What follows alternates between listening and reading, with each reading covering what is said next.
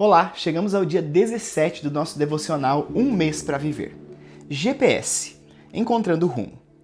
Deus o chama ao lugar em que se cruzam a profunda alegria e a maior necessidade do mundo. Frederick Buechner. Quando me colocar diante de Deus, ao final da vida, espero não ter nenhum talento guardado e dizer: Senhor, usei tudo o que me deste, diz Erma Bombeck. Você é tão agradecido quanto eu pelo fato de poder dirigir um automóvel tendo a ajuda de um GPS? Talvez seja porque cresci assistindo a Guerra nas Estrelas. O caso é que aprecio o brilhantismo do conceito e amo a conveniência. A partir de algum ponto do espaço, satélites enviam um sinal para um aparelho ou celular com essa tecnologia, informando onde estou e o caminho para chegar ao meu destino.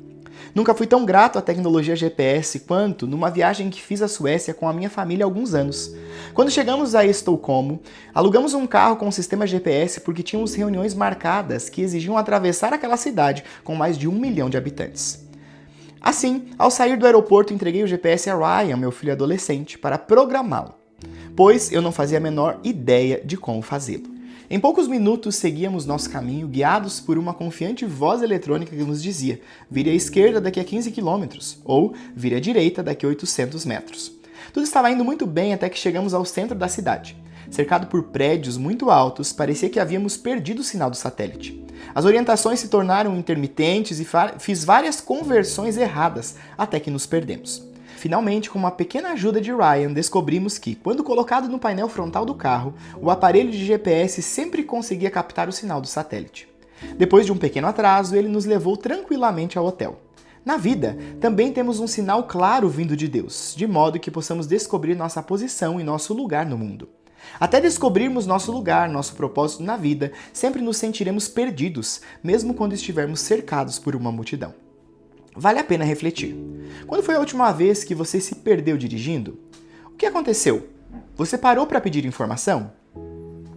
Qual a sua reação normal quando se sente perdido, quer na estrada ou quer nas circunstâncias da vida? Onde você busca orientação? Uma galáxia de dons. O GPS não serve apenas para navegar entre pontos geográficos. Ele representa uma excelente maneira de considerar aquilo que Deus instilou em nós para nos ajudar a encontrar o caminho de uma vida abundante. Como já vimos no capítulo anterior, nossa identidade individual, nosso propósito único, caminham de mãos dadas. Se desejamos saber o que somos realmente chamados a buscar nessa vida, devemos entender como Deus nos criou. Davi escreveu em Salmo 139,14: Eu te agradeço por me teres feito de modo tão extraordinário. Sabemos que fomos feitos à imagem de Deus e que o valor que Ele deposita em nós é inestimável. Ele se dispôs a pagar o preço da morte e da separação do seu filho para que pudéssemos ter um relacionamento pleno com Ele. Contudo, falando de maneira prática, como isso nos ajuda a saber o nosso propósito e como devemos viver? Devemos estar dispostos a ativar o GPS que nosso Criador instalou em nós. Para descobrir nosso caminho entre as muitas circunstâncias e escolhas da vida, devemos estar dispostos a usar 3 recursos fundamentais: graciosos dons, paixões e situações desafiadoras. Deus derramou uma galáxia de dons sobre a humanidade e você não foi deixado de fora. Ele graciosamente nos forneceu habilidades e talentos únicos. Em uma de suas cartas aos primeiros cristãos, Paulo escreve: existem tipos diferentes de dons espirituais, mas o Espírito é o mesmo, e a fonte de todos eles. Existem diferentes tipos de serviço, mas o Senhor a quem servimos é o mesmo. 1 Coríntios 12, 4 e 5. Alguns dons são talentos naturais com os quais você nasceu, e outros são dons espirituais que brotam quando você dedica a sua vida a amar a Cristo. Paulo observa que essa distinção não é realmente importante, porque sempre que fazemos algo bem, que traga honra para Deus, trata-se de algo espiritual. Independentemente de serem dons naturais ou espirituais, todos eles vêm de Deus, e Ele tem muito prazer em nos ver usando o que nos concedeu. Alguns são bons para falar, outros para cantar. Algumas pessoas são ótimas em contabilidade, outras em arquitetura. Alguns são líderes, outros gostam de ensinar. Em Houston, no Texas, aprendi que fazer churrasco é definitivamente um dom espiritual nessa região. Todos nós somos especialistas em alguma coisa e ninguém é excelente em tudo. É comum nos compararmos aos outros e desanimarmos porque não somos tão organizados, não somos tão bons esportistas, não escrevemos e não contamos piada tão bem. Desprezamos e minimizamos os dons que recebemos porque nos concentramos naquilo que não temos ou que não podemos fazer tão bem quanto os outros. Como descobrir o que Deus lhe deu? Pergunte-se o que você faz bem e responda com honestidade.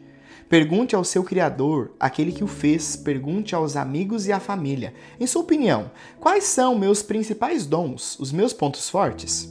Onde você vê meus talentos mais claramente?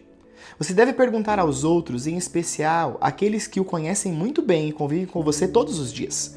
Um dom pode ser tão natural que acabamos não o reconhecendo em nós e precisamos que alguém nos mostre. Ao perguntar a si mesmo, a Deus e aos outros, não resvale na falsa modéstia e humildade e nem na justiça própria. Ah, não sou um orador tão bom. Isso é coisa de Deus. Embora seja verdade que Deus é a fonte de todas as coisas boas, muitas vezes nos escondemos atrás desta linguagem como uma maneira de evitar a plena responsabilidade pelo nosso talento. Seja honesto consigo mesmo sobre aquilo que você sabe fazer bem e sua eficiência no uso desse dom. A maneira como exerce seus dons muitas vezes depende daquilo que você mais preza, ou seja, as suas paixões. Deus dentro de você. Achamos nosso lugar e propósito na vida quando descobrimos a nossa paixão. Paulo escreveu aos Romanos: jamais sejam preguiçosos, mas trabalhem com dedicação e sirvam ao Senhor com entusiasmo. Romanos 12, 11. A expressão traduzida como com entusiasmo é composta no original grego por palavras que significam Deus dentro de você. O entusiasmo e paixão vêm de Deus dentro de você. Ele colocou as paixões de minha vida dentro de mim por uma razão. Quer que eu persiga muitas paixões. Se esses meus dons são o motor que ele me deu, minha paixão é o combustível que dá impulso e me mantém caminhando. É muito comum as pessoas errarem por achar que, se estiverem apaixonadas por alguma coisa e forem dotadas para realizá-la, existe uma grande chance de Deus não querer que façam aquilo. Elas pensam que Deus deseja que provem o quanto o amam, abdicando dos seus talentos e sonhos e fazendo alguma coisa que odeiam, algo que julguem difícil, enfadonho e tedioso. Isso é ridículo e muitas vezes não passa de desculpa para justificar a falta de foco. Deus lhe concedeu dons porque quer que você os use. Deus lhe deu uma paixão por algo, querendo que você persiga e desenvolva. Você tem algum dom enterrado? Talvez seja alguma coisa que você adorava fazer, mas na qual desistiu em fazer em favor de um trabalho de verdade. Nunca desista de alguma coisa em que não consegue parar de pensar. Nunca é tarde demais para tornar-se a pessoa que Deus quer que você seja. Assim, como você descobre qual é a sua verdadeira paixão? Pergunte a Deus. Dê atenção àquilo que você gosta de fazer. Considere o momento em que se vir repleto de alegria pela realização de uma experiência, como cuidar do jardim, ou ensinar, correr ou cozinhar. Quando se gosta de fazer alguma coisa, o tempo voa e as emoções vão junto. Pode ser um trabalho difícil, mas seu amor por esta tarefa transcende o suor e o esforço. Viver num ambiente que desperta sua paixão também agradará a Deus, como diz Eric Liddell em Carruagens de Fogo: quando corro, sinto o prazer de Deus. Você terá o senso de agradar a Deus porque saberá que está fazendo aquilo para o que foi criado. Estará cumprindo o potencial das habilidades com as quais Ele o dotou. Quando eram adolescentes, levei meus 2 filhos e alguns amigos deles a um parque de diversões em Dallas. Talvez esteja ficando um pouco velho, mas o fato é que não tenho mais a mesma paixão por montanhas russas que tinha na juventude. Além disso, não se constrói mais montanhas russas como a Big Dipper. Enquanto eu machucava as costelas ao ser jogado de um lado para o outro nas curvas fechadas, feitas a uma velocidade alucinante, compreendi um novo significado para essa palavra e enjoava durante uma queda de quase 300 metros, fiquei pensando onde eu estava com a cabeça quando sugeri aquele passeio. Meus filhos e seus amigos, em contrapartida, não ficavam satisfeitos. Eles diziam: cara, eu quase caí, achava que ia desmaiar, foi demais, vamos de novo?